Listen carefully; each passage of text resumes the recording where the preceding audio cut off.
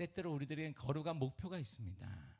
2025년의 시작이 엊그제 같은데 벌써 오늘이 마지막 주일 예배를 드리고 있습니다. 신앙생활을 하다 보면 가끔은, 매번은 아니지만 거룩한 목표가 생길 때가 있습니다. 특별히 신년을 시작하며 대부분의 그리스도인들은 거룩한 목표를 하나씩 마음에 잠겨두기도 합니다. 예수님처럼 살고 싶다는 욕망이 하나씩 생기는 거예요. 새해에는 반드시 예수님처럼 살고 싶기도 하고, 예수님처럼 신앙의 패배자가 아닌 모습을 벗어나서 신앙의 승리자가 되기를 바라는 마음을 우리가 다 한두 개는 가지고 있습니다. 이러한 거룩한 목표가 아예 불가능하다면 시도조차 하지 않겠지만 예수님은 분명히 우리들에게 이렇게 말씀하셨습니다. 요한복음 14장 12절입니다. 시작. 내가 진실로 진실로 너희에게 이르노니 나를 믿는 자는 내가 하는 일을 그도 할 것이요 또한 그보다 큰 일도 하리니 이는 내가 아버지께로 감이라. 아멘. 보세요. 나를 믿는 자는 내가 하는 일도 할 거야. 때로는 나보다 큰 일을 할 거야. 이 믿음이, 이 말씀이 있으니까 그래, 아예 불가능하다면, 예수님처럼 사는 게 불가능하다면 포기하면 되겠는데 가능하다고 주님이 말씀하셨고 더 큰 일도 한다고 할 수 있다고 하셨으니까 한번 도전해 보겠다는 마음이 생기게 됩니다. 예수님께서는 아버지께 가시기 때문에, 하나님께 가기 때문에 이 땅에 남아있는 제자들, 예수님을 믿고 따르는 사람들을 예수님을 닮을 수 있고 큰 일도 할 수 있다라고 주님이 지금 분명 말씀하셨습니다. 이 말씀은 예수님이 세상에 살아가는 성도들을 내가 도와주겠다는 거예요. 나처럼 살 수 있도록, 더 큰 일을 할 수 있도록 도와주겠다는 것입니다. 이 뜻의 연장선상에서 예수님이 이렇게 기도하셨습니다. 요한복음 17장 11절입니다. 시작. 저는 더 이상 세상에 있지 않겠지만 이 사람들은 계속 세상에 있습니다. 그리고 저는 아버지께로 갑니다. 거룩하신 아버지, 아버지께서 제게 주신 아버지의 이름으로 저들을 지켜주셔서 우리가 하나인 것 같이 그들도 하나가 되게 하여 주십시오. 아멘. 예수님의 기도를 보세요. 저들을 좀 지켜주세요. 하나님, 예수를, 나를 따르는 저들, 믿음을 가진 저들을 좀 지켜달라고 기도했습니다. 예수님과 내가 하나이듯 세상에 있는 성도들도 하나님과 예수님과 나처럼 하나가 되게 해달라고 기도하셨습니다. 그리고 그들의 주님 좀 지켜달라고 예수님이 기도하셨습니다. 그러기에 우리는, 믿음의 사람은, 지금 이 땅에 살고 있는 우리는 능히 충분히 거룩한 목표를 세울 수 있고 거룩한 목표에 따라 달성할 수 있습니다. 근데 문제는 그런 문제 자체를, 목표 자체를 언제 가져봤냐는 거야. 그냥 때 되면 때 되는 것이고 흐름 따라 사니까 그런 거룩한 목표를 가져본 지가 언제인지 모르겠습니다. 참, 완전한 믿음을 갖기 위해 필요한 것, 완전한 주님이 원하시는 그 믿음, 주님보다 동일하거나 그 뛰어난 믿음을 가능하다고 했으니까 그 믿음을 갖기 위해 통과해야 될 절차가 분명히 있을 거예요. 모든 것은 시험이 있잖아요. 우리가 작은 것보다 큰 것에서 시험이 다 있습니다. 이렇듯이 뭔가 절차와 시험이 있을 거예요. 거기에 대해서 이렇게 말합니다. 2절을 쉬운 성경을 읽겠습니다. 시작. 형제 여러분, 여러분까지 시험을 겪을 때 기쁘게 여기십시오. 아멘. 시험과 문제, 어려움을 당해도 기쁘게 여기라고 하십니다. 왜 그것들을 기쁨으로 여길까요? 이런 어려움을 당해본 사람은 알아요. 이것이 얼마나 힘들고 얼마나 때로는 이것이 트라우마가 돼서 평생 가지고 있는 사람도 있습니다. 물질에 대한 트라우마도 있고 여러 가지 대인관계 트라우마도 있고 혼자 사는 사람도 많습니다. 혼자 사는 젊은이들도 많습니다. 사람의 상처받아서 혼자서 그냥 방에 있는 사람도 많습니다. 그런데 이런 어려움을 당해본 사람은 아는데 그걸 기쁘게 여기라고 말씀하십니다. 정말 힘든데, 물질의 어려움과 사람과의 관계의 시험 등 수많은 문제를 닥칠 때마다 위험한 생각을 할 때가 우리가 한두 번이 아닙니다. 끝내야 되는 거 아니야? 내가 끝나면 세상이 좋아질 텐데, 내가 끝나면 부모도 편할 텐데, 내가 끝나면 모두 편할 텐데, 내가 해야 되는 거 아니야? 이런 생각을 가질 때도 많이 있습니다. 그래서 직장인들은 항상 평생 사직서를 품에 품고 다니는 거예요. 내가 그냥 아주 내가 간둔다 그냥. 내가 그냥 진짜. 그러다가도 또 막상 시작하면 가족도 생각나고 모두 생각나고 이것도 생각하니까 다시 품에다 매번 막 넣었다 뺐다 상사 뭐라 하면 아유 그랬더니 내가 매번 가슴에 품고 삽니다. 얼마나 힘들면 그러겠어요. 사업하는 사람들은 이만 이제 내가 그만 접어야 되겠다. 내가 못하겠다. 내가 정말 내가 아유 수없이 생각해 보지만 참고 참으면 과거를 보니까 좋은 기회는 언제나 올 거야. 그것 때문에 접지 못하고 계속 하기도 합니다. 우리도 마찬가지 아니겠어요? 시험을 보거나 모든 거 할 때 남들이 되는데 나는 떨어진 것 같고 시험할 당하고 있어요. 얼마나 마음이 아프겠어요. 그걸 어떻게 표현하겠습니까? 젊은 친구들이 어떻게 그걸 감당하겠어요? 어떻게 그 어려움과 시험 등을 그런데 기쁨으로 여기겠냐 말입니다. 이렇게 슬픈데 힘든데 근데 하나님은 예수님은 기쁘게 여기라고 말합니다. 정말 힘든데요. 사람들은 비교 안 하겠지만 비교한단 말이에요. 이렇게 다 비교하는 시대에 살고 있는 때에 천국이 아닌데 여기가 무덤도 아닌데 죽은 것도 아닌데 그런데 주님께서는 시험 만날 때 기쁘게 여기라 이렇게 여기 말씀하시는 거예요. 제가 중학교 1학년을 마치고 66명이었어요. 저희 그때가 아이들이 한 반이 60명이니까 이게 적은 거였죠. 그 당시 서울이 그냥 얼마나 많이 나왔는지 그냥 빡짝짝짝짝 남자 중학교였는데 그냥 머리는 다 밀고 그냥 아이고 그때는 감사하게 교복을 안 입었어요. 제 시대부터입니다. 근데 땀 냄새 내가 나는지도 몰라. 그냥 60명이 앉아 있는 데서 탁현우 일어나. 네, 너 그때는 막 선생님이 그림자도 못 밟았어요. 시대가 너 마 등록금 왜 안 냈어? 내가 그때 지금은 코미디 같아요. 중학교 1학년 때 등록금 내라고 하면 어떻게 나보는 내가 뭘 너 왜 안 냈어? 내가 선생님 얘기하는데 선생님 말은 뭘로 어기는 거야? 일로 나와. 그러더니 저를 막 때렸어요. 내일까지 갖고 와. 내가 돈을 버는 사람도 아니고 사업하는 사람도 아니고 우리 아빠가 지금 못 주는데 지금 우리 아버지가 개척교회 해가지고 비닐하우스 사는 우리 집에 못 주는데 근데 등록금보다 더 이게 창피한 거예요. 애들 앞에서 막 이렇게 맞은 게 너무 창피한 거예요. 이게 나 빼고 65명이 보는데 막 선생님 때리는데 아픈 게 아니라 자존심이 너무 상하는 거예요. 그래서 집에 가서 차마 얘기를 못하는 아버지한테 아버지 등록금 달라는데 이 얘기는 뻔한 답을 다 알아요. 답을 어쩌다 얘기를 하겠어요 아버지한테.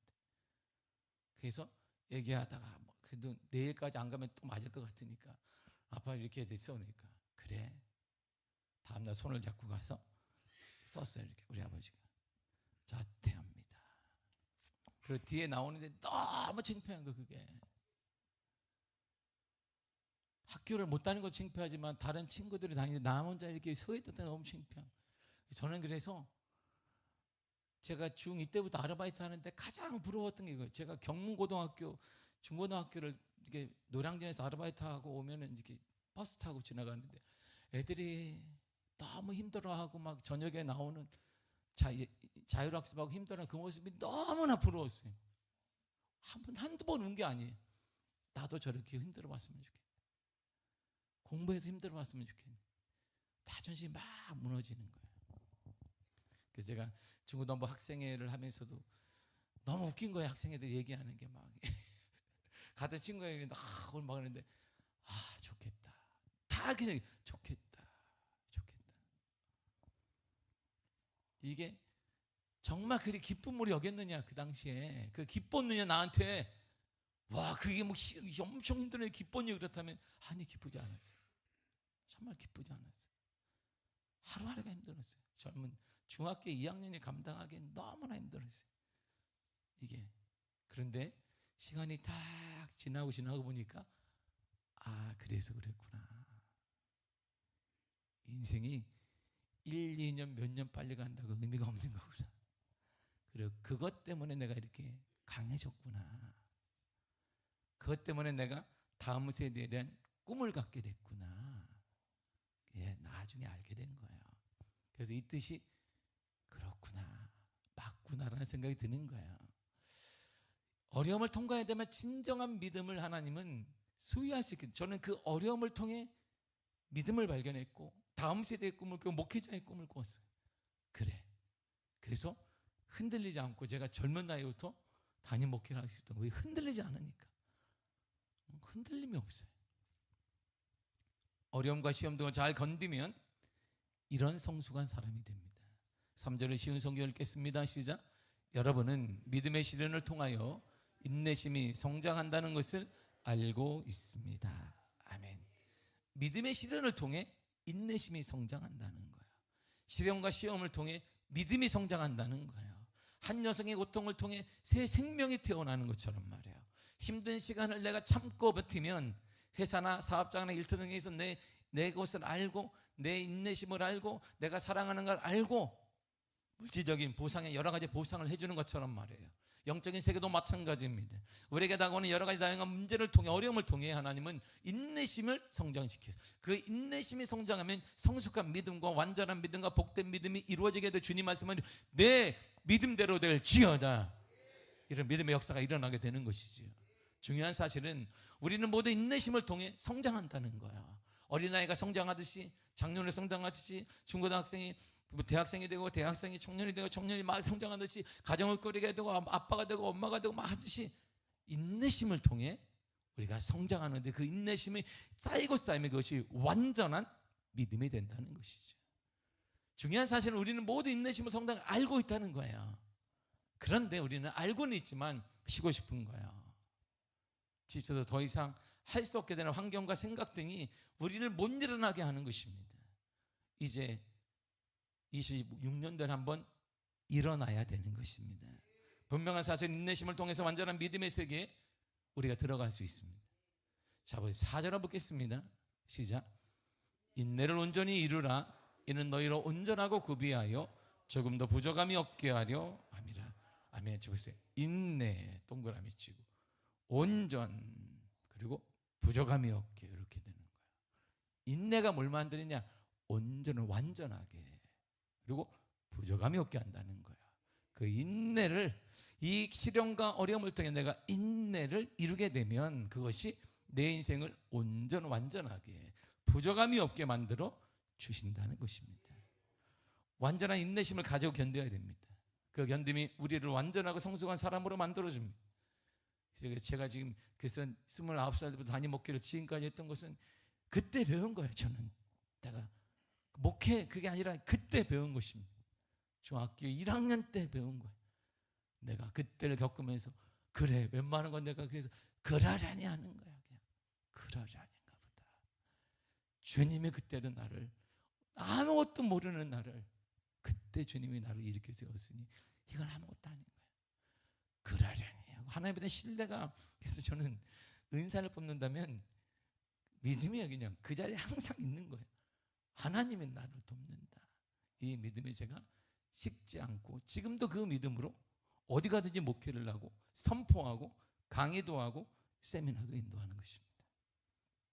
우리 앞에 닥친 어려움을 잘 이겨내면 인내심이 성장해요. 그리고 인내심을 갖게 되면 우리는 성숙한 사람이 됩니다. 완전한 믿음의 세계에 들어갈 수 있어요. 믿음으로 살게 되고 믿음의 기적을 이루게 되고. 근데 주님이 우리에게 분명 말씀하시기를 네 지식대로 되라가 아니라 내 믿음대로 될지어다 그랬어요. 믿음의 역사가 기적을 낳는 것이고, 믿음의 역사가 우리 환경을 변화시키는 것이고, 믿음의 역사가 사람을 변화시키는 것이고, 믿음의 역사가 우리 가정을 변화시키고 자녀를 변화시키고 교회를 변화시키는 역사가 힘이 되는 것입니다. 그러므로 고난과 시련은 우리를 성숙한 믿음의 사람으로 만들 열쇠임의 선물입니다. 그래서 하나님이 지난 한 해 동안 보면 때때로 우리 감당할 수 있는 고난과 시련과 아픔을 그래서 주었지만 우리는 하나님이 죽이지 않았어요. 하나님의 뜻이 우리를 망하게 하는 게 아니기 때문입니다. 고난과 시련이 있을 때 우리가 할 일은 피하거나 도망가지 말고 하나님을 신뢰하며 기다리는 것입니다. 고난 중에 자신을 점검하고 하나님께 왜 이런 고난을 주었냐고 질문하기보다 먼저 회개와 하나님에 대한 신뢰를 가지고 우리 자리를 지키는 것입니다. 하나님을 믿습니다. 고난의 시간을 하나님께 맡기고 작은 것부터 순종하는 것입니다. 그럼 이런 일이 일어나요. 로마서 5장 3절과 4절입니다. 시작. 다만 이뿐 아니라 우리가 환난 중에도 즐거워하나니 이는 환난은 인내를, 인내는 연단을, 연단은 소망을 이루는 줄 알미로다. 아멘. 환난, 고난 중에도 즐거워 기뻐해야 됩니다. 환난과 고난은 인내를 만들어 줍니다. 인내는 연단하여 훌륭한 인품을 만들어 주는 거예요. 인내는 우리의 인품을 만들어 줘요. 연단되는 훌륭한 인품을 통해 우리는 소망이 이루어지는 것. 인내를 잘하게 되면 함부로 말하지 않는 것입니다. 우리의 언어를 통해, 우리의 외향을 통해, 우리의 만남에 취해지는 모든 것들을 통해 우리는 하나님을 닮아가는 사람, 뭔가 무게감이 있는 사람으로, 신뢰하는 사람으로 인정을 받게 되는 것. 가벼운 사람이 되지 않습니다. 그리고 그 소망은 반드시 이루어지는 거예요. 로마서 5장 5절을 쉬운 성경을 읽겠습니다. 시작. 이 소망은 절대로 우리의 기대를 저버리지 않습니다. 그는 하나님께서 우리에게 주신 성령을 통해 우리 마음에 하나님의 사랑을 부어주셨기 때문입니다. 아멘. 보세요. 성령, 이 소망은 우리의 기대를 저버리잖아요. 고난과 시련 속에서 고백되고 얻어진 이 소망은 절대로 우리의 기대를 저버리지 않습니다. 소망은 반드시 현실로 이루어지게 되고 있습니다. 이것이 바로 우리를 향한 하나님의 사랑이기 때문입니다. 소망은 믿음을 낳고 그 믿음은 반드시 현실로, 우리 가운데 현실로 보여지고 나타나게 되는 것입니다. 바울은 예수님 만나기 전에 예수 믿는 사람들 어떻게든지 찾아내어서 포로를 삼고 체포해서 감옥에 넣는 사람이 그가 하려는 일, 열심히 당하고 열심을 부었습니다. 그는 잘못된 율법을 배웠지만 율법을 통해서 열심을 부었어요. 그것 때문에 출세가도를 달리고 이제 우리 말하는 대법원장이 되어주고 막 정부의 고위관료가 되어주고 엄청난 권력도 가지고 권력욕도 있었습니다. 그가 한 일을 보세요. 사도행전 8장 3절입니다. 시작. 사울이 교회를 잔멸할 새 각 집에 들어가 남녀를 끌어다가 옥에 넘기니라. 보세요. 교회를 그냥 싹싹 무너뜨리는 것입니다. 그리고 도망간 무리들을 그냥 집에 가서 그냥 너 그리스도인이지? 내가 봤어. 증언 삼고 뭐 해서 그냥 싹 잡아도 감옥에다 쳐넣었어요. 실적이 그냥 쪽쪽쪽 올라가는 것입니다. 실적이 올라가니까 그게 그걸 원하는 사람들이 마음 휩싸고 여기니까 우리가 말하는 승진도 하게 되고 높은 자리로 계속 올라가는 일이 그에게 일어나서 얼마나 좋겠어요. 그가 꿈꿨던 일이고 점점 직분에 상승되어지고 사회적 위치도 높아지게 되고 인정도 받고 죄의 꼭대기 있는 사람들에게, 제 대제사장에게 인정받아서 자기도 그 길을 고려해서 출세가도로 달리게 된 것입니다. 그런데 반대로 보면 초대교회 성도들에게 바울은 공포의 대상이에요. 독하고 무섭고 폭력적이고 타인의 고통에 무감각하고, 초대교회 성도들에게 사도 바울은 그보다 나쁜 인간은 없는 거예요. 바울이 떴다 그러면 싹 도망가야 돼. 아니면 애들까지 싹 잡아들이기 때문에. 그랬던 바울이 다메섹으로 가는 길에서 예수님을 만났어요. 그리고 완전히 다른 사람이 되었습니다. 사도행전 9장 20절입니다. 시작. 즉시로 각 회당에서 예수가 하나님의 아들이심을 전파하니. 웃기잖아요. 바로 전에 8장에서 그는 싹 잡아들여 예수를 딱 만나고 나니까 즉시로 바로 회당에 들어가서 예수가 하나님의 아들을 전파하고 있는 거야. 그리고는 더욱 힘줘 이렇게 외쳤습니다. 9장 22절입니다. 시작. 사울은 힘을 더 얻어 예수를 그리스도라 증언하여 다메섹에 사는 유대인들을 당황하게 하니라. 보세요. 이제 잡으러 온 줄 알았더니 다메섹으로 가는 중에 이제 다메섹 사람들이 야 사도 바울이 했으니까 이래 다메섹에 있는 그리스도인들은 싹 끝났어. 니들 이제 다 끝났다. 유대인들이 기대하고 있는데 딱 하는 말이면 예수가 구원자다. 그러니까 뭐야 이게, 더운 날씨에 맛이 갔구나. 드디어 사도 바울이 열심을 품더니 과로를 했나 보다. 당황하겠습니다. 이런 바울을 하나님께서 쓸 수가 없잖아요. 왜? 사람들에게, 유대인들에게는 배신자하고 그 초대교회 성도를 볼 때는 저것도 작전을 피는구나. 자기가 이렇게 한다면 우리가 그렇구나, 사도 바울이 맞다, 우리가 딱 모이게 되면 싹 잡아들일 거야. 아무도 안 믿어. 여기도 안 믿고 저기도 안 믿어. 그를 이렇게 사람 다듬고 복되게 쓰시게 한 방법이 하나님께 있었어요. 참된 믿음을 가진 사람을 하나님은 만들어가길 원했어요. 어떻게 했을까요? 그런 거죠. 하나님의 방법이 우리 생각하는 좀 달라요. 보세요. 유대인들은 동족이에요. 어제까지 같이 밥 먹었어요. 출세를 같이 논하면, 야, 너 몇 명 잡았니? 난 7명. 나는 말이야 한 무리를 잡아대니 세트를 잡았다. 너 대단하다. 야, 너 출세하겠구나. 서로 밥 먹고 작전을 논의하면 이렇게 잡으면 안 돼. 그리스도는 이렇게 잡으면 안 되고, 사도 바울에 가르쳐주고 막 그들이 흥겹게 고개 뜯으면서 야, 우리는 출세하는 거야. 우리는 제 지상에 이제 탁 눈에 띄어서 이제 우리는 승승 장구하는 거야. 그랬던 친구들에게 그 친구들을 통해 하나님이 핍박과 고난이 오기 시작한 거예요. 그를 다듬어 가기 위해서 말이에요. 사도행전 9장 23절입니다. 시작. 여러 날이 지나매 유대인들이 사울 죽이기를 공모하더니, 어제까지 같이 밥 먹었어요. 작전 짰어요. 근데 그들이 죽여야 되겠다. 작전을 짜고 있습니다. 그가 동족이자 함께 유명한 랍비가 되려는 성고가 출세에 가도록 달렸던 자들에게 당한 고난을 사도 바울이 쫙 설명. 내가 이랬었습니다. 내가 이런 아픔과 고통을 내 친구들에게 당했습니다. 고린도서 11장 23절과 4절을 보겠습니다. 23절에서 5절까지 보겠습니다. 시작. 옥에 갇히기도 더 많이 하고 매도 수없이 맞고 여러 번 죽을 뻔하였으니 유대인들에게 40에서 하나 감한 매를 5번 맞았으며 3번 태장으로 맞고 1번 돌로 맞고 3번 파선하고. 보세요. 누구에게? 유대인들에게. 함께 작전 짜고 공모하고 어떻게 출세할까 막 고민했던 그들에게, 친구였던 그들에게 그는 죽으라고 때린 40에서 가만 40대를 때리면 유대율법에 죽으니까 39대만 때리라는 거예요. 그렇게 맞고 5번이나 맞고 끌려가고 그런 고통을 당했다는 거예요. 그래서 더 슬픈 것은 고린도서 11장 27절 이렇게 말합니다. 시작. 자지 못하고 줄이며 목마르고 여러 번 굶고 춥고 헐벗었노라. 사도 바울은 부자예요. 아빠가 상업을 하는 사람이에요. 아빠가 그냥 사업가입니다. 그냥 돈이 철철 넘치는 사람이에요. 그런데 줄이고 목마르고 굶고 헐벗고 입을 것도 없이 했다는 거야. 왜 그랬을까요? 하나님의 사람을 통해, 친한 사람들을 통해, 함께 공부하며 함께 꿈을 꾸었던 사람들을 통해 고난받게 했습니다. 철저히 사람을 통해 사도 바울이 뭘 깨달았을까요? 성숙된 거야. 오직 예수 외에는 믿을 자가 없는 거야. 내 소망은 예수 외에는 없다는 것을 뼈저리 느끼는. 그래, 예수 외에는 소망이 없지. 그걸 하나님이 다듬고, 그러니까 사도 바울이 그 후에 다듬어진 다음에 누가 자신을 욕해도, 누가 나를 죽이려고 해도 가자. 그 자리에 가기를 원했고 그 자리에 갔으며 나중엔 그의 삶이 순교로 마감되었습니다.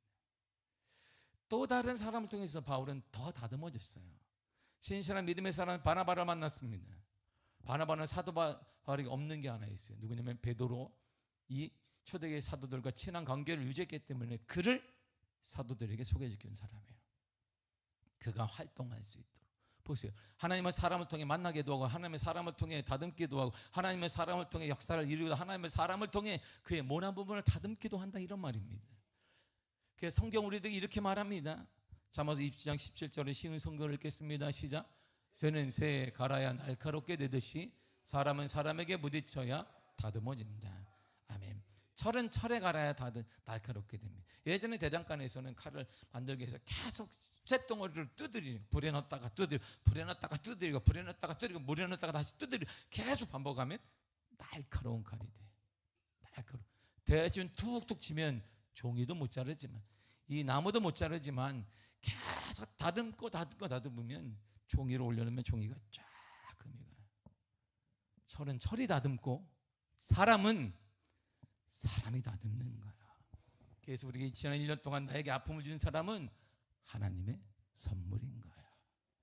그 환경은 하나님의 선물인 거야. 나를 하나님이 다듬고 있는 것입니다. 믿음의 사람은 사랑과 환경 등의 어려움을 통해 신실한 믿음과 완전한 믿음을 소유해 가는 거예요. 보세요. 요셉을 보세요. 야곱의 정착한 땅에 극심한 흑년이 들어왔어요. 아버지가 정착한 땅에 흑년이 들어왔습니다. 물론 20년 전에 요셉은 형들이 팔아먹었어요. 은 20년 10명의 형들이 아라비아 상인에게 가서 여기 내 동생 살아. 동생이라 말하는 게 뭐하지만 여기 젊은 싱싱한 애가 있으니 사가라고 했어요. 몇 년 줄까 하니까 은 20개 줘라. 2개씩 하셨어요. 그래서 팔았고 아버지가 가서 양의 표를 묻히는 요셉이 죽었습니다. 지금 같으면 DNA 검사하면 요셉인지 아닌지 아는데 그 당시에는 DNA 검사가 없었어요. 그러니까 모르니까 그냥 가장 사랑했던 라헬을 통해 얻은, 야곱이 가장 사랑했던 라헬을 통해 딱 두 아들을 얻었는데 바로 요셉과 베냐민인데 요셉이 죽었어요. 그러니까 큰 충격을 받았습니다. 그리고 그 다음부터는 이제 베냐민 하나 남았으니까 베냐민만 품고 있는, 어디도 못 가. 아빠가 품고 있는 거. 얘는 절대 못 가. 쉽게 말하면 학교도 아빠가 같이 가고 옆에 옆자리에 앉아 있고, 애들 때릴까 봐 같이 가고, 뭐 그렇게 키운 거예요. 그런데 요셉이 죽은 줄 당연히 알았고 그랬는데 20년 후에 흉년이 들었어요. 야곱이 정착한 땅에.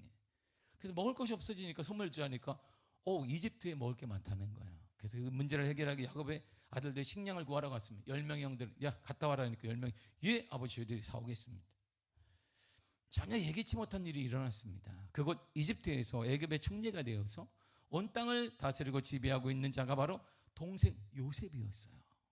그런데 20년이 지나니까 때깔이 다르잖아요. 자신들은 그을렸지만 요셉은 그냥 피부가 반짝반짝반짝한 거예요. 왜? 갈 때마다 그냥 이게 탁 햇빛에 나가면 이게 양산 써주는 사람이 탁 따라다니는 거예요. 이렇게 탁. 그러니까 그냥 얼마나 잘 먹었겠어. 그냥 쫙 바르고 막 이렇게 그랬어요. 그러니까 때깔이 다르니까 요셉인지 생각도 못했던 거예요. 요셉은 자신을 딱 보자마자 몰라보는 형들을 단번에 알아봤습니다. 그리고 그들에게 정탐꾼으로 몰았어요. 우리를 정탐하러 왔지? 아닙니다. 아버지가 이거 동생 데려와. 그럼 내가 믿겠다고 베냐민을 데려오라. 왜일까요? 베냐민이 자기 친동생이야. 육체적인 같은 엄마의 동생이니까.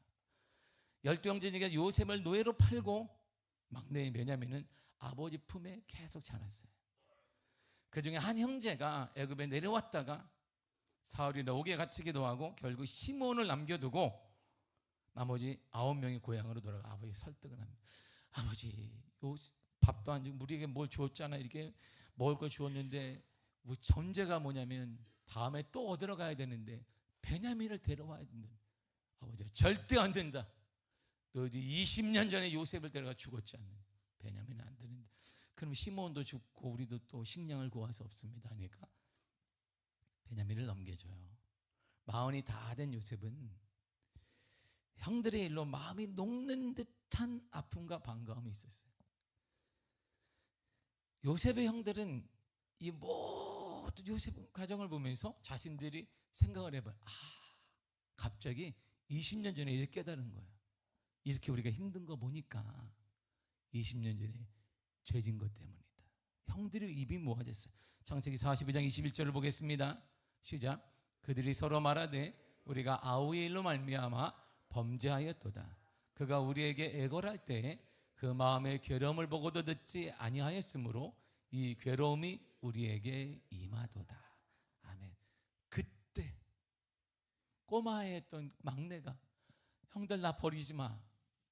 눈물로 애걸했는데 우리가 그를 외면했다. 그 괴로움 우리에게 임한 거야. 우리가 죄 받는 거야. 그렇게 형들이 어려움을 보니까 이렇게 결론을 내렸어요. 그리고 아버지 야곱이 그 후에 죽었어요. 하야된 다음에. 그러자 형들이 다시 깊은 두려움에 빠집니다. 무슨 두려움이에요? 이 두려움이에요. 창세기 50장 15절입니다. 시작. 요셉의 형제들이 그들의 아버지가 죽었음을 보고 말하되 요셉이 혹시 우리를 미워하여 우리가 그에게 행한 모든 악을 다 갚지나 아니할까. 과거를 보세요. 힘없는 동생 요셉을 노예로 팔아버렸어요. 그렇게 애절했어요. 형들이 팔지는 모르고 형 그러면 안 돼. 나 왜 두고 가? 전혀 언어도 통하지 않는데 그를 잡아가 버렸습니다. 형들의 심령에 지어지지 않는 죄로 남았어요. 그날의 범죄는 수십 년 동안 형들의 내리 사라지지 않았습니다. 동생을 우리가 버렸다.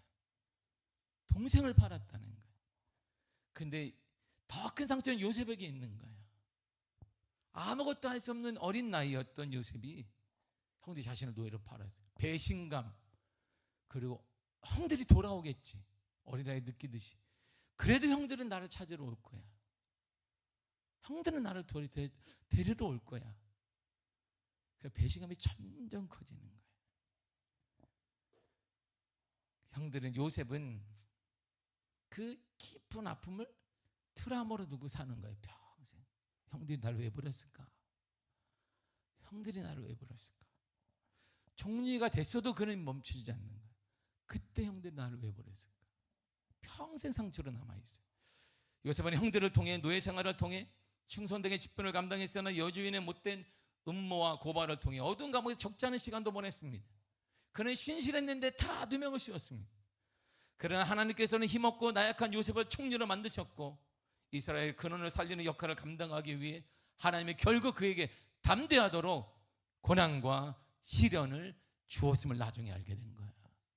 하나님이 주셨다는, 하나님이. 요셉은 이런 고난과 시련을 통해 하나님에 대한 온전한 신뢰를 갖게 됐습니다. 그래, 내가 어디에 살더라도 하나님이 나를 지켜주실 것이다. 하나님에 대한 신앙을 잃어버리지. 내가 때로 떨어지기도 하고 올라갈 수도 있고 실패하기도 하고 성공할 수 있지만, 그러나 그거에 상관없이 내 하나님에 대한 굳건한 믿음, 완전한 믿음은 소유하리라. 완전한 믿음을 갖게 되었다는 것입니다.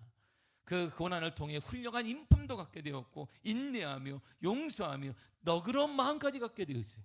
그래서 고난은 기쁨이자 기회가 되는 거예요. 고난, 환경을 통한 어려움이든 물질적인 고통이든 아니면 사람을 통한 고난이든 문제와 고난, 우리에게 두 가지 기회를 줍니다. 첫째는 낙심과 패배의 기회가 되기도 하고, 둘째는 담대한 도전과 승리의 기회가 되고 완전한 믿음을 소유하는 기회가 되는 것입니다. 고난 앞에 때로는 대부분의 사람들이 낙심과 패배로 무너지기도 하지만, 그러나 그 고난 앞에 하나님에 대한 절대적인 신뢰를 가지고 도전하며 승리하는 사람이 있더라는 것입니다. 어느 기회를 선택하시겠습니까? 하나님 여러분들을 사랑해서 지난 한 해 동안 고난과 아픔을 주었는데 하나님의 뜻이 무엇인지 아십니까? 지난주에 하나님이 원하신 민수기 6장에서 원하십니다. 하나님은 너에게 복을 주기를 원하며, 하나님은 너를 지켜주기를 원하며, 하나님은 너에게 은혜 베풀기를 원하며, 하나님은 너에게 평강 주시기를 원하노라 그랬습니다. 하나님의 원하신 앞에 하나님 우리에게 망하게 하는 것도 주기를 원하는 것이 아니면 원하는 것이 아닙니다. 이 고난을 통해 복을 받기를 원하고, 이 고난을 통해 신뢰 받기를 원하고, 이 고난을 통해 은혜 받기를 원하며, 이 고난을 통해 평강 주시기를 원하는 것인데 어느 기회를 선택하겠습니까? 자신의 능력을 의지하는 사람은 결국 낙심과 실패의 기회가 되지만, 하나님의 능력을 의지하는 사람은 도전할 수 있고 도전의 결과로 승리하는 기회가 됩니다. 자신의 능력을 의지하는 사람은 강해도 약한 자가 되어지지만 지혜로워도 어리석은 자가 됩니다. 그러나 하나님의 능력을 의지하는 사람은 약해도 강한 자가 될 수 있습니다. 어리석어도 지혜로운 자가 될 수 있습니다. 하나님의 사람과 환경에 구애받지 않아요. 무능한 사람, 유능한 사람, 어리석은 사람, 똑똑한 사람, 또한 가난한 사람, 부유한 사람, 유식한 사람, 무식한 사람, 합격한 사람, 불합격한 사람, 하나님은 거기에 구애받지 않습니다. 하나님은 사람의 능력이 유무나 재능의 유무나 학벌의 유무에 따라 전혀 구애받지 않습니다. 하나님이 이런 것들과 상관없이 차별 없이 부르고 사용하십니다. 오히려 능력 있는 사람보다는 하나님은 없는 사람을, 똑똑한 사람보다는 그렇지 않은 사람을 하나님은 씁니다. 그 이유가 뭘까요? 그래야 하나님의 존재와 하나님의 역사가 증명되기 때문인 것입니다. 그래서 성경 우리 그리스도인을, 믿음의 사람을 이렇게 말해주는 것입니다. 고린도서 6장 8절에 10절까지입니다. 시작. 우리는 속이는 자 같으나 참되고 무명한 자 같으나 유명한 자요, 죽은 자 같으나 보라 우리가 살아있고, 징계를 받는 자 같으나 죽임을 당하지 아니하고, 근심하는 자 같으나 항상 기뻐하고, 가난한 자 같으나 많은 사람을 부유하게 하고, 아무것도 없는 자 같으나 모든 것을 가진 자로다. 아멘. 끝에 보세요. 아무것도 없는 자 같으나 모든 것을 가진 자로다. 그래서 하나님을 갖게 된 자는 모든 것을 가진 거야. 이 땅의 주인 되신 하나님을 동행한 자는 모든 것을 가진 것입니다. 하나님은 믿음의 사람을 쓰십니다. 온전한 믿음을 가진 자를 만들어 쓰십니다. 여러 가지 고난과 시험을 당할 때 우리는 이런 자세를 가져야 돼요. 다시 한번 우리 2절의 쉬운 성경 읽겠습니다. 시작. 형제 여러분, 여러 가지 시험을 겪을 때 기쁘게 여기십시오. 그냥 일단 기쁘게 여기십시오. 일단 감사하시길 바랍니다. 그때는 이해하지 못하지만 시간이 지난 다음에 그렇구나. 제가 지금까지 다음 세대를 많이 우리 교육자들한테 늘 얘기, 너희들은 당신들은 다음 세대 아니냐. 나는 간세대고 너희들에게 소망이 있다. 그건 제가 그때 받은 고난 때문에 너무나 상처가 크기 때문에 지금도 저는 너무나 뚜렷이 기억해요. 65명 앞에 내가 어떻게 맞았는지 치유되지 않는 게 있어요. 선생이 나에게 어떤 말을 했는지가 기억이 나요. 어떻게 그렇게 말할 수 있을까? 영어 선생님이에요. 영어 선생님. 근데 영어 공부를 내가 안 하려고 그랬어. 근데 내가 영문과를 들어갔어. 아이러니하게. 참. 저는 토시 하나 안 틀리고 기억해요. 너무 상처가 컸어요. 65명. 내가 저한테 자존심이 이렇게 목사의 아들로 자존심밖에 없었는데 내가 자존심을 다 밟고 그가 썼던 언어 나를 어떻게 때렸는지 친구들이 잠잠히 말도 못하고 너무 생생합니다. 근데 그게 지금 내가 목회하는 방향이 된 거예요. 그리고 웬만하면 끔찍하지 않습니다. 26년의 담임 목회 동안 수많은 일들이 있었어요. 고난도 있었고 아픔도 있었지만 다 이겨낼 수 있었던 것은 그때 그 고난이 내게 온전한 믿음을 선물로 준 거야. 주님이 하신다. 됐다 그거예요. 주님은 하신다. 주님은 하신다. 내 마음 주님은 하신다. 이게 제 기도에 정말 힘들 때 내가 늘 하는 말이 있어요. 내 하나님은 하신다. 내 마음을 하신다. 이게 다예요. 이 한마디 다 이겨내고 왔습니다. 사랑하는 성도 여러분, 시험과 고난이 우리를 완전한 믿음과 온전한 믿음으로 사람으로 만들 수 있습니다. 한 해를 돌이켜 보세요. 크고 작은 문제들이 많았어요. 어려움도 많았습니다. 때때로 감당할 수 없을 눈물 섞인 고통도 있었습니다. 사랑하는 사람을 먼저 보내기도 했고 여러 가지 많은 비교하면서 내가 뒤처지는 것 같기도 하고 또 여러 가지 물질적인 문제와 여러 문제를 당하기도 합니다. 그걸 다 성도들의 모습을 보면서 저도 마음이 아플 때 많습니다. 그렇다면 주님께서 왜 이런 고통을 주셨을까요? 주님의 뜻은 분명합니다. 확고합니다. 변함이 없습니다. 이런 어려움을 통해 순전한 믿음과 정결한 믿음과 완전한 믿음을 주님이 주시기를 원하시는 거예요. 그래야 주님의 약속이 이루어지는 내 믿음대로 될지어다. 그리고 고난을 통해 우리를 순전한 믿음의 소유자로 만들어 가시는 것이고 그래서 우리를 하나님께서 더 귀하고 목되게 쓰기를 원하시기 때문입니다. 믿음이 있으면 무화과 나무뿐 아니라 큰 산도 바다에 빠지라 하면 빠질 수 있습니다. 문제는 큰 산이 아니라 믿음의 문제인 거예요. 문제는 크고 작음이 아니라 믿음의 문제인 것입니다. 큰 믿음이라고 하면 단순히 큰 사이즈를 말해요. 어떻게 큰 믿음이 남들 요만 나는 이따만한 믿음이 우리 산치를 재나? 이거 어떻게 돼요? 내 믿음은 트럭에 실을 만큼 큰 믿음이고 당신은 자전거에도 실을 정도로 가벼운 믿음이 어떻게 우리가 구분합니까? 사이즈가 아니에요. 외형적인 기준이 아닙니다. 믿음은 내적인 거예요. 알곡과 쭉정이가 있습니다. 알곡은 생명이 충만한 것이고 쭉정이는 생명이 비어있는 상태를 말하게 되는 것입니다. 그러므로 큰 믿음은 하나님으로 인해 충분한 상태를 말하는 거예요. 나는 하나님 한 분으로 충분합니다. 이게 믿음인 거예요. 믿음의 사람 다윗을 보여주세요. 골리앗 앞에 다윗이 딱 섰어요. 모든 사람들이 형들이 막 무서워하는데 골리앗 앞에 딱 서가지고 어린 다윗이 나거든. 야, 너 와 진짜 크네 이런 거죠. 와 진짜 크다. 와, 팔뚝도 막 이렇게 자기 팔뚝 보니까 그냥 이게 털 같은 게 좀 나가지고 이게 애기 털 같은 게 났는데 어머나. 근데 그렇게 놀란 게 아니라 그가 골리앗 앞에 이렇게 선포했습니다. 3에서 17장 45절입니다. 시작. 다시 블레셋 사람에게 이르되 너는 칼과 창과 단창으로 내게 나아오거니와 나는 만군의 여호와의 이름 곧 내가 모여가는 이스라엘 군대의 하나님의 이름으로 내게 나아가노라. 아멘. 보세요. 이렇게 용감하고 담대한 믿음을 가진 다윗은 후에 모든 전쟁에 승리합니다. 그리고 이스라엘 두 번째 왕이 됩니다. 이 노년에 되었을 때 그가 깨달은 게 하나가 있어요. 이야, 그거였구나. 뭐였을까요? 그 노년의 고백을 들어보세요. 시편 23편 1절입니다. 시작. 여호와는 나의 목자시니 내게 부족함이 없으리로다. 아멘. 부족함이 없다는 건 하나님으로 꽉 찬 상태를 말하는 거예요. 하나님으로 그냥 꽉 차 있다. 이제 보니까 내가 승리한 것도 하나님 때문이고, 때론 고난 가운데 있는 것도 하나님 때문이라는 것이. 수많은 전쟁이 있었습니다. 목숨을 잃을 뻔한 적도 많이 있습니다. 때로는 목숨을 구걸하기 위해 미친 척을 하며 수염에 우리가 침을 흘린 적도 있습니다.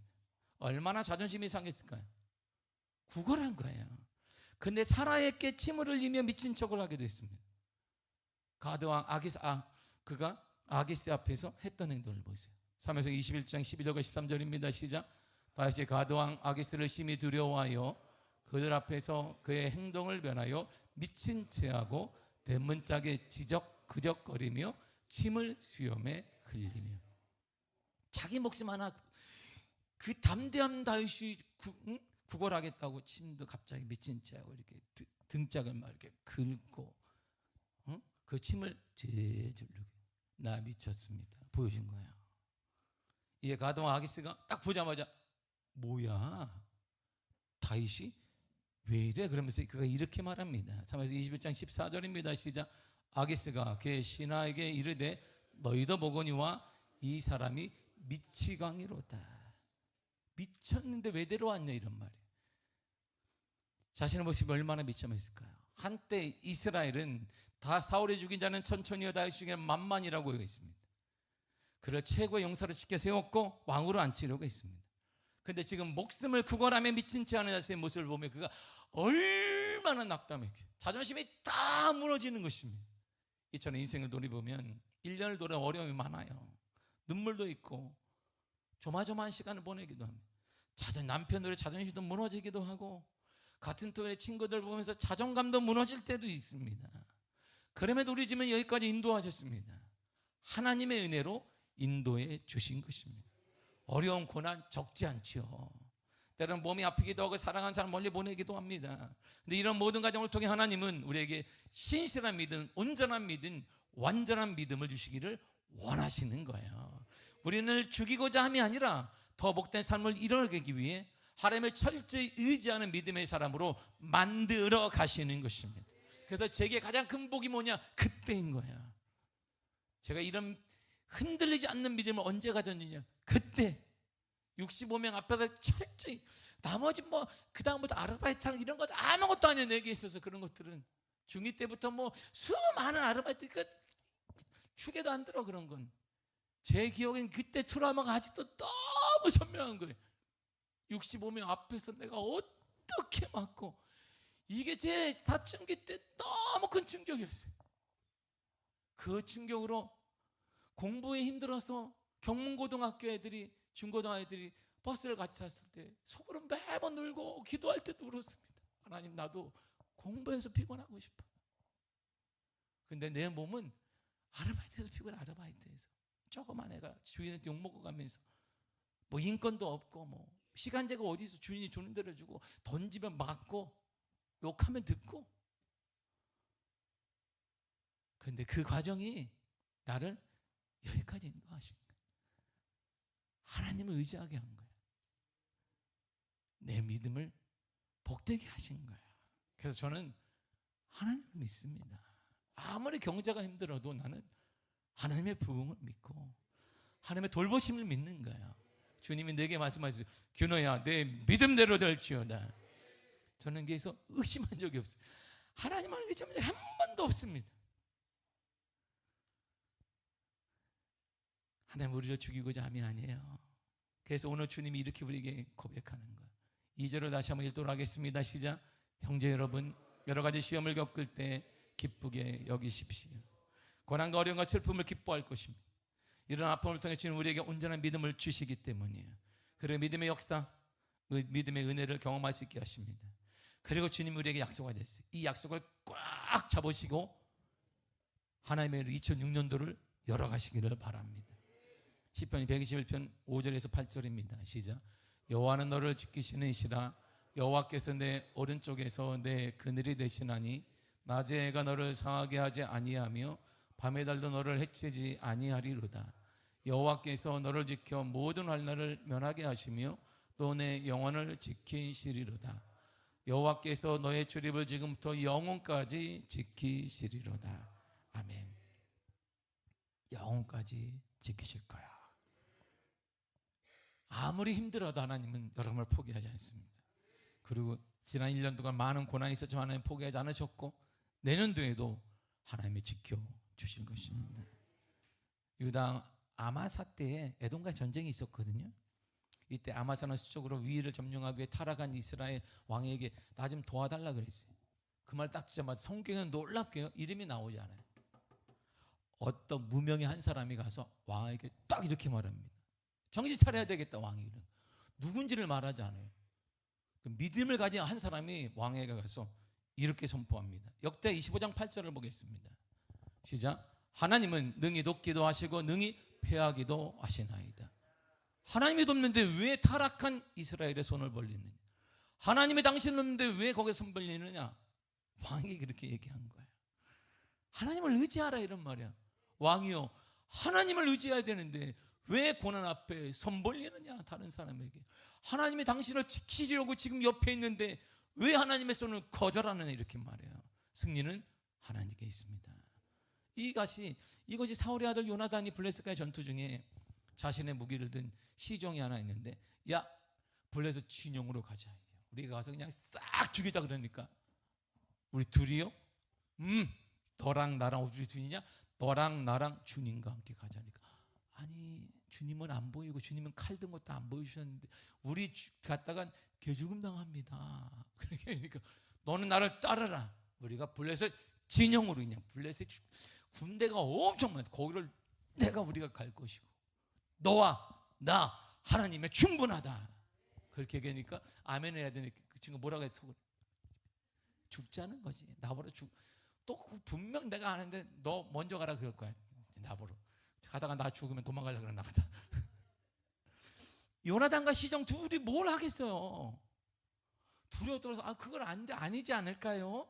제가 암만 종이더라도 내 목숨은 내 것인데 그 둘이 가면 뻔한 개죽음인데 분명 나보다 네가 앞서가라 그럴 것이고 당신이 나 죽으면 도망가지 할 것이고 나는 그냥 가만히 있다가 꼭 죽으면 어떻게 할까? 그러니까 시종에게 요나단이 이렇게 얘기했습니다.